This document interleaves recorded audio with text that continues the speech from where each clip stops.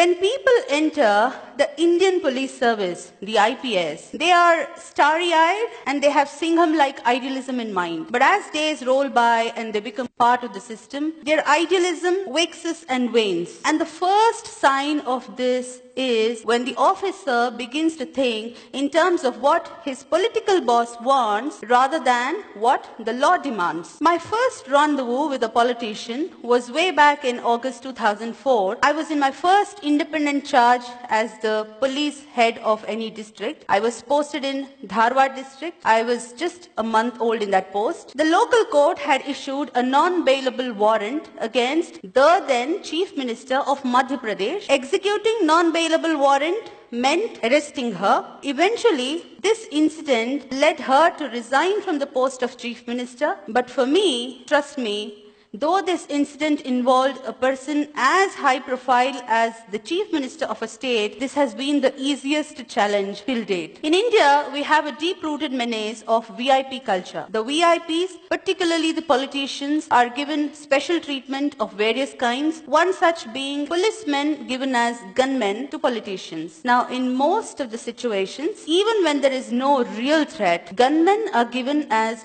status symbols. And the more the gunmen, the higher the status it is perceived. And it's not an exaggeration at all that many a time most of these gunmen are used as boys to run errands. I was posted as the Deputy Commissioner of Police, Bengaluru City Armed Reserve, and my job was to supervise man management, personnel deployment, and therefore I took stock of the situation as to where my boys had been deployed. And to my utter shock, I found that a number of politicians, the public representatives, the MLAs, MPs, MLCs, and so on, had kept gunmen in excess of the authorized number they were supposed to keep. Now, I made a list. There were 82 politicians who had kept about 216 gunmen in excess of the number they were entitled. I started withdrawing them. The first resistance came from my own boss, who reprimanded me in front of my subordinate officers. Yet, undeterred, I completed the task. I withdrew till the last excess gunman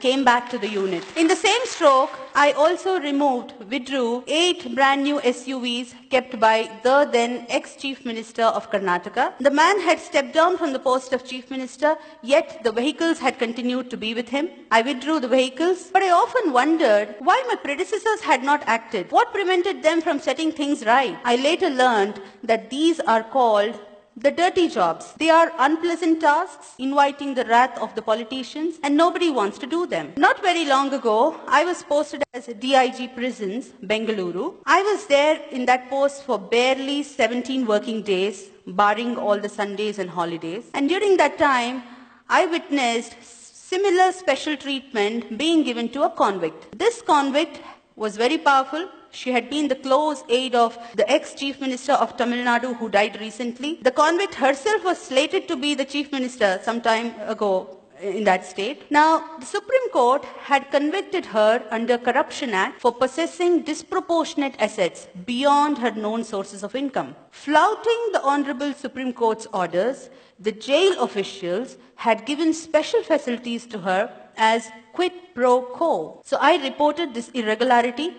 And soon after this report, a number of people asked me, was your act a well thought out one or something done at the spur of the moment? Frankly speaking, I did not think of the consequences. There was no need to, because I was clear in my mind that I had acted in a manner most transparent and accountable, which every public servant is expected to. Now, after this report, I was slapped a defamation suit notice. So what is the take home? If you stir hornet's nest, be prepared for all kinds of oddities and notices. Now the law is very clear, rules are very clear. If a public representative is booked or named in the FIR as accused, be it the MLA or MLC or MP, he cannot claim it as his privilege. There can't be any privilege motion against the person who does it. Yet, unjustifiably, I was slapped the notice. I was made to appear before the privilege committee of the state legislature a number of times, and it dragged on for several years. And now, what is the take home?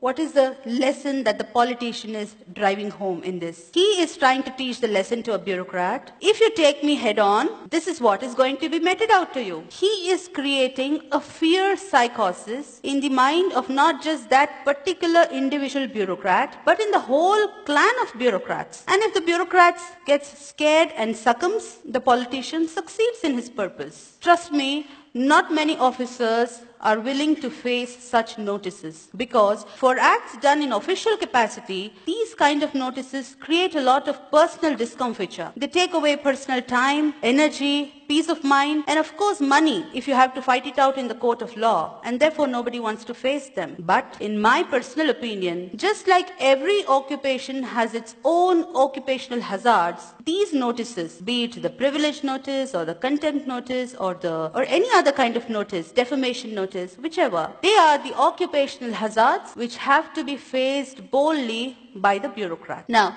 coming to the challenges that I faced as a woman in male-dominated police force, the peril is that the woman officer could be ignored, taken for granted, taken lightly. Her instructions can be thrown to air at times. I had one such shocking experience in Gadag district. In 2008, I was heading Gadag district police force. There was a powerful politician who had been a minister earlier. He addressed a gathering of his followers and made an inciting speech that made his followers to set ablaze on fire 3 government buses soon after his speech. Now, government buses mean public property bought out of taxpayers' money. I instructed my subordinate, the second in command of the rank of DYSP, to arrest the politician as he was prima facie guilty of abetment of the offense, and there was videographed evidence of his speech. Now, to my utter shock, not only my subordinate resisted, refused, but also kept on arguing relentlessly and kept lying to me that the politician had already left the town. I too did not budge. I had reached the police station in the morning and I kept sitting throughout the day. So it became evening, it became night. The clock struck 9 at night, 9:15, 9:30, 10. And finally, when the police staff saw that I'm not budging